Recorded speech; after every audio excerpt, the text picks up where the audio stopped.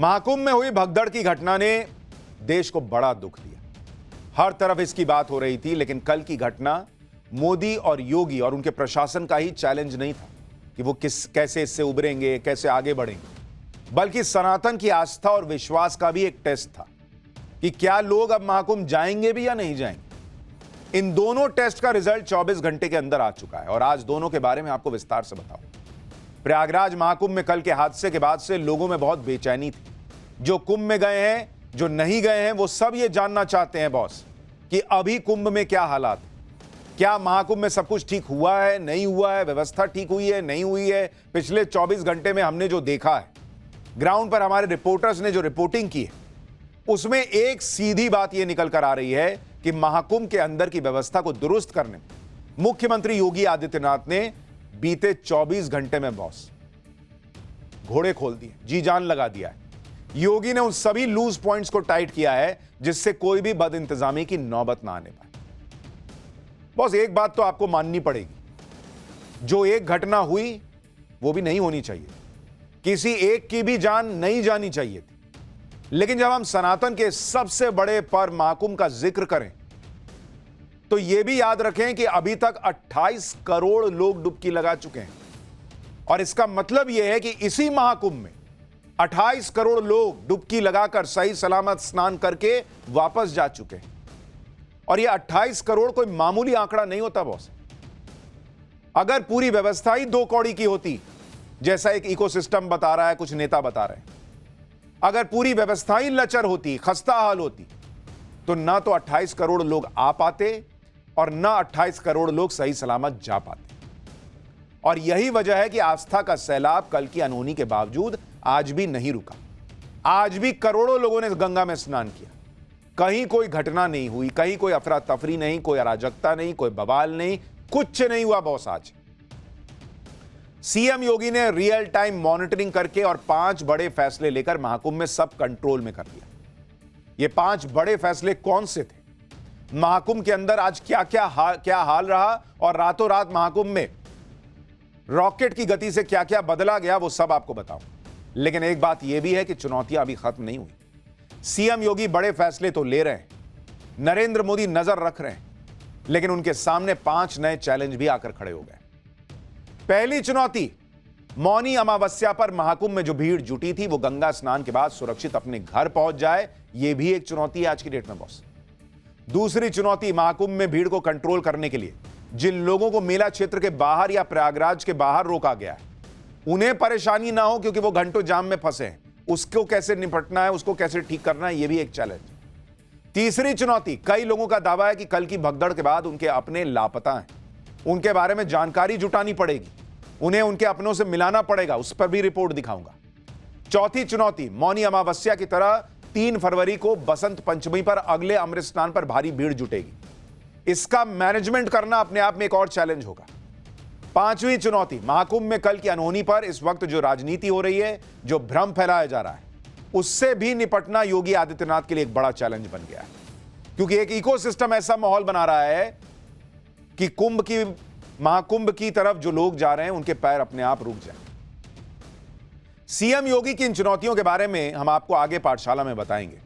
उन्होंने क्या तैयारी की है इससे निपटने की, यह भी बताऊंगा। लेकिन पहले आज महाकुंभ में क्या हालात थे उसके बारे में बताता हूं, क्योंकि कल की घटना के बाद बहुत सारे लोगों के मन में बेचैनी थी, कई शंकाएं थी कि बॉस आज सब ठीक होगा भी या नहीं होगा। लेकिन आज महाकुंभ के अंदर जो तस्वीरें दिखी, उसने सारी शंकाओं और बेचैनी के बीच राहत देने का काम किया।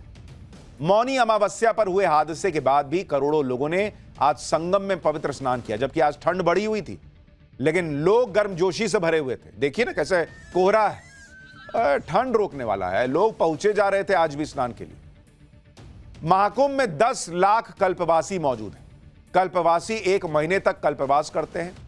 आज 1 करोड़ 15 लाख भक्त महाकुंभ आए। 1 करोड़ 25 लाख लोगों ने स्नान किया है, जिसमें 10 लाख कल्पवासी और 1 करोड़ 15 लाख जो आए वो सब मिला के। और अब तक करीब 28 करोड़ लोग स्नान कर चुके हैं। आज सुबह महाकुंभ में भयंकर कोहरा भी था, 100 मीटर दूर तक भी दिखाई ठीक से नहीं दे रहा था। उसके बावजूद श्रद्धालुओं के जोश में कोई कमी नहीं आई। अपने अपने मन में संगम में स्नान की भावना लिए लोग आ रहे थे। स्नान करके जा रहे थे। लोगों को विश्वास था कि वहां कोई अव्यवस्था नहीं होगी। लोगों को यह विश्वास था कि मोदी योगी ने जो व्यवस्था कर रखी है, जिसकी वजह से 28 करोड़ लोग संगम में स्नान करके सही सलामत लौटे हैं, वो व्यवस्था उनके भी काम आएगी। सुनिए संगम स्नान के बाद लोगों ने क्या कहा और संगम नोज पर किस तरह से प्रशासन ने भीड़ को आज मैनेज किया। संगम में मुझे बहुत अच्छा लगा, व्यवस्था यहाँ की बहुत अच्छी है और जो इतना भीड़ को देखते हुए जो करोड़ों की तादाद में जो लोग आ रहे हैं, शांतिपूर्वक अपना स्नान करके वापस लौट रहे हैं। हमने स्नान अच्छे से किया और व्यवस्था भी योगी और मोदी जी की बड़ी अच्छी रही, जिससे कि सारा सुचारू रूप से चल रहा है। प्रयागराज में नहा के गंगा जी का दर्शन करके बहुत ही अच्छा लगा हमको और हम सभी भक्तों से निवेदन करेंगे कि सभी लोग आइए, शांति से दर्शन कीजिए और माता का आशीर्वाद लीजिए और आगे बढ़िए। मोदी के लिए या योगी के लिए हम मिला नहीं है, तो उसके लिए हम धन्यवाद करते हैं आपको। और हम सबको बताना चाहते हैं, आप करते हैं, लोग बुरा बोल रहे हैं, बोलने दीजिए। जो आप लोग कर रहे हैं करते रहिए और अच्छा कर रहे हैं, बहुत अच्छा कर रहे हैं। मोदी योगी जी ने बहुत अच्छा लगा मेरे को नया संगम में नहाकर और बहुत बढ़िया। इस वक्त आपके टेलीविजन स्क्रीन पर जिसमें आप देख पा रहे हैं कि लोग बहुत ही बड़ी संख्या में अभी भी उसी तरीके से मौजूद हैं। ऐसा नहीं है कि लोगों की संख्या में कमी आई हो या फिर लोगों को रोका गया हो। लोग यहाँ पहुंचे जा रहे हैं और स्नान करके वापस जा रहे हैं, बस उन्हें रुकने नहीं दिया जा रहा। लगातार जो हमारे जवान हैं और साथ ही जो हमारी उत्तर प्रदेश की पुलिस है वो भी लगी हुई है, लोगों को डायरेक्शन बता रही है। या वॉलंटियर्स भी हैं, सिविल डिफेंस के लोग हैं, जिनकी कोशिश यही पहले दिन से रही है। देखिए, एक बार ये जो भगदड़ की स्थिति बनी उससे ये नहीं दावा किया जा सकता या फिर ये नहीं कहा जा सकता कि व्यवस्थाएं दुरुस्त नहीं थी, क्योंकि करोड़ों लोग जब होंगे तो इस तरह की स्थिति बन सकती है। जाहिर तौर पर देखिए सवाल उठने लाजमी है, लेकिन ये नहीं कहा जा सकता कि स्थितियां इस तरह की थी कि कोई मैनेजमेंट नहीं था। और यहाँ आप देख सकते हैं कि लोग अब आराम से जा रहे हैं, स्नान कर रहे हैं। हालांकि लोगों को अब थोड़ा सा डिवाइड भी किया गया है कि जो बाकी गंगा घाट है वहां भी जाकर के लोग स्नान करें और इस बात को सुनिश्चित किया जा रहा है कि संगम नोज पर ही एक साथ बहुत ज्यादा भीड़ ना आ पाए, इसके लिए बैरिकेड्स लगाए गए हैं। कल हादसे के बाद लोगों ने सीएम योगी के आंसू भी देखे और अब एक्शन भी देख रहे हैं। आप देखिए कल से आज तक सीएम योगी ने क्या क्या किया है। कल रात ही सीएम योगी ने महाकुंभ में भीड़ के मैनेजमेंट को लेकर 5 बड़े बदलाव का ऐलान कर दिया था। उसके बाद महाकुंभ की तैयारियों को लेकर रात में एक विशेष बैठक की। 3 फरवरी को बसंत पंचमी पर अमृत स्नान की तैयारियों का जायजा कल रात में ही ले लिया। सीएम योगी ने प्रयागराज और आसपास के जिलों के प्रशासन को व्यवस्था टाइट करने के लिए कहा। इसके अलावा सीएम योगी ने मुख्य सचिव मनोज कुमार सिंह और डीआईजी प्रशांत कुमार को महाकुंभ भेज दिया है। यानी जब जिस वक्त लोग सो रहे होंगे उस वक्त सीएम योगी आदित्यनाथ रात में अपनी टीम के साथ मीटिंग कर रहे थे। रातों रात महाकुंभ में व्यवस्था बेहतर करने के लिए काम कर रहे थे। प्रशासन भी आज पूरी तरह से महाकुंभ में लगातार मॉनिटरिंग करता दिखाई दिया। संगम नोज के पास वॉच टावर बना दिया गया, वो जहां से भीड़ पर निगरानी की जा रही है। यूपी के डीजीपी प्रशांत कुमार ने बसंत पंचमी के स्नान की तैयारियों का जायजा खुद लिया। आप तस्वीर देखिए, ये मचान बना के वॉच टावर बना के वहां से आप ऊंचाई से नजर रख सकिए, इसकी व्यवस्था कर दी गई। वॉच टावर पर चढ़कर उन्होंने खुद देखा कि किस तरह से काम किया जा रहा है। अमृत स्नान के दौरान सबसे ज्यादा भीड़ संगम पर और संगम जाने वाले रास्तों पर होती है। इसी को देखते हुए प्रशासन ने आज संगम मार्ग पर दुकान लगाने वालों को हटा दिया। संगम मार्ग पर जमीन पर ही चादर बिछाकर बड़ी संख्या में लोग सामान बेचते हैं।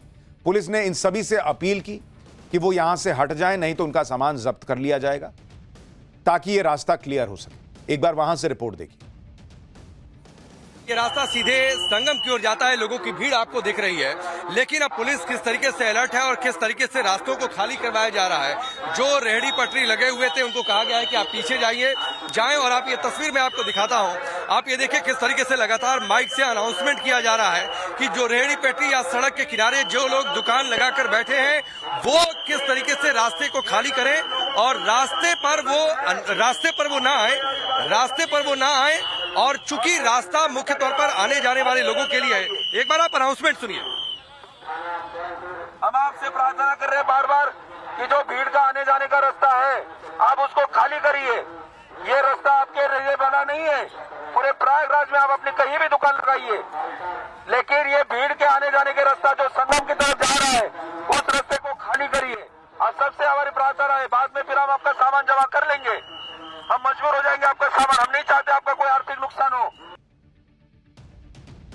यानी छोटी से छोटी चीज, छोटी से छोटी बात कि भाई रास्ते में अगर दुकानें लगी हैं तो दिक्कत आ सकती है, परेशानी हो सकती है, उस पर अब ध्यान दिया जा रहा है। महाकुंभ अभी खत्म नहीं हुआ है, इसलिए न रुकने का वक्त है न निराश होने का। सीएम योगी भी यही कर रहे हैं। कल रात ही सीएम योगी ने महाकुंभ में भीड़ को मैनेज करने के लिए 5 बड़े बदलाव करने के आदेश दिए। पहला कि मेला क्षेत्र को पूरी तरह नो व्हीकल जोन घोषित कर दिया। सभी तरह के वाहनों की एंट्री पर रोक लगा दी, अब मेले में कोई गाड़ी जाएगी ही नहीं। दूसरा, सभी तरह के वीवीआईपी पास रद्द कर दिए गए। अब कोई भी वीवीआईपी पास की आड़ में वाहन लेकर महाकुंभ जा ही नहीं पाएगा। तीसरा, श्रद्धालुओं को दिक्कत ना हो इसके लिए कई रास्तों को वन वे कर दिया गया है। चौथा, प्रयागराज में वाहनों की एंट्री को बंद कर दिया गया है, उन्हें प्रयागराज के बॉर्डर पर रोका जा रहा है। पांचवा, 4 फरवरी तक ये बदलाव जारी रहेंगे। शहर में 4 पहिया वाहनों की एंट्री को पूरी तरह से बंद कर दिया गया है। इन बदलावों के बाद व्यवस्था कैसी है? क्या कल के हादसे के बाद से महाकुंभ में आने वाले लोग डरे हुए हैं?